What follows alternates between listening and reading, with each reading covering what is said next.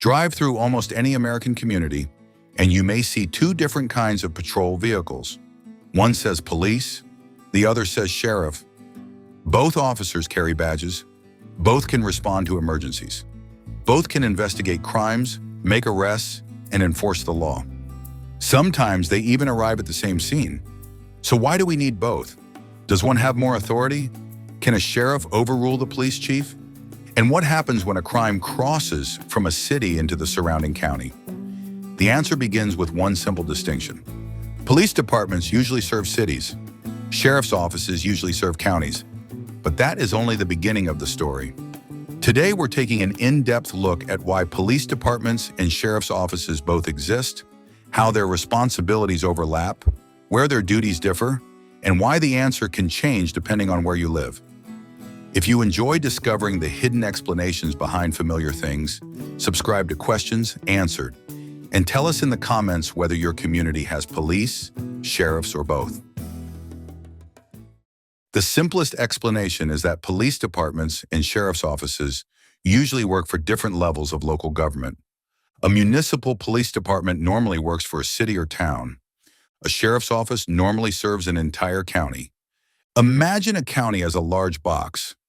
Inside that box may be several cities, towns, rural communities, and areas that do not belong to any municipality at all. Those areas outside city boundaries are often called unincorporated areas. A city may create and fund its own police department to serve the people inside its city limits. But residents outside those limits still need law enforcement. That responsibility frequently belongs to the county sheriff's office. This creates two overlapping layers. The city has police, the county has deputies. And because the city is physically located inside the county, both agencies may have legal authority in some of the same places. That sounds unnecessarily complicated, but it developed because cities and counties were created to solve different problems. The office of sheriff is much older than the modern American police department. The term comes from an Old English title meaning roughly shire reeve.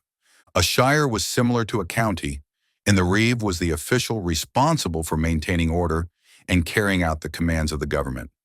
When English settlers established colonies in North America, they brought the office with them.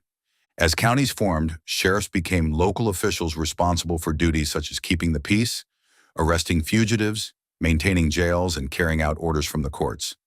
The exact job changed over time, but the county-based office survived. One important feature also became deeply established in the United States. In most places, the sheriff is elected by the people of the county. That means the sheriff is not usually hired by a police chief, mayor, or city manager. The sheriff is an independent public official who answers directly to county voters. Deputy sheriffs work under that elected sheriff. This is one of the clearest differences between a sheriff and a typical city police chief. A police chief is usually appointed by city leadership. A sheriff is usually elected. But even that rule has exceptions, because American law enforcement is organized differently from one state to another. Sheriffs were well suited to counties with small towns, farms, and scattered populations. But as American cities grew, they developed different needs. A densely populated city could have crowded streets, commercial districts, factories, nightlife, traffic, and thousands of residents living close together.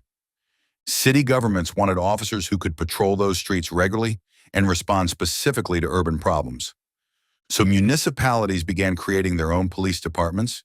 These departments were funded and managed by the city. Their officers focused on the area inside the city's boundaries. Over time, the familiar municipal police department became a major part of American local government. That is why the United States did not simply replace sheriffs with police. Sheriffs continued serving counties and the courts. Police departments emerged to meet the concentrated needs of growing municipalities. The two systems developed alongside each other. A city police department's most visible responsibility is everyday law enforcement inside the municipality. Police officers patrol neighborhoods and business districts. They respond to emergency calls. They investigate thefts, assaults, burglaries, traffic crashes, and other crimes. They enforce traffic laws, make arrests, write reports, gather evidence, and work with prosecutors. Larger departments may also have specialized units for homicide, narcotics, traffic enforcement, cybercrime, SWAT operations, or community outreach. Because the department belongs to the municipality, its budget is generally controlled by city government.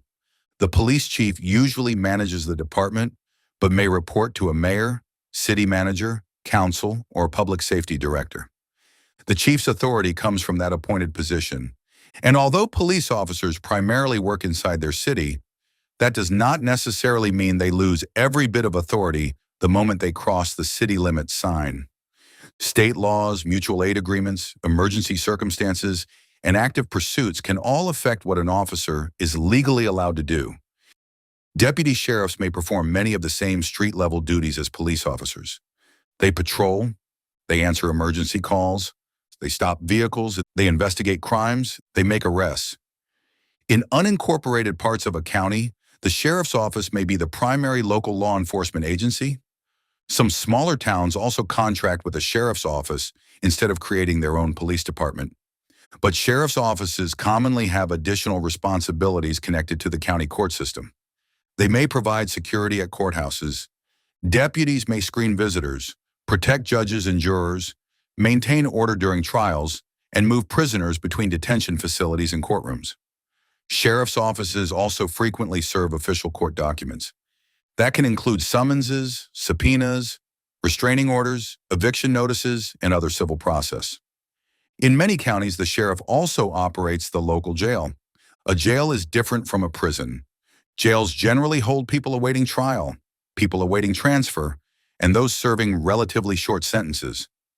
Prisons are usually operated by state or federal correctional systems and generally hold people serving longer sentences. So while city police officers may arrest a suspect, that person may eventually be booked into a county jail operated by the sheriff. This means a sheriff's office can have several major roles at once: patrol agency, court security agency, civil enforcement agency, and correctional agency. Not every sheriff's office handles every one of these duties, but the combination is extremely common. This is where the difference can become confusing. A police officer's normal patrol area is the city. A deputy sheriff's normal territory is the county.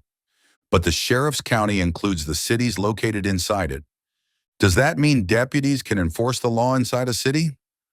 Often, yes. A sheriff may have county-wide authority under state law.